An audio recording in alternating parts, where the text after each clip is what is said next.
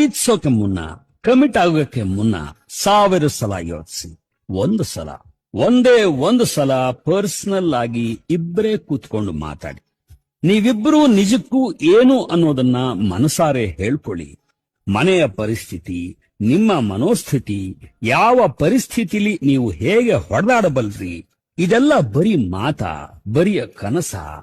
ಈಗಷ್ಟೇ ಶುರುವಾಗ್ತಿರೋ ಸಂಬಂಧಕ್ಕೆ ನಾಳೆ ಭವಿಷ್ಯ ಇದೆಯಾ?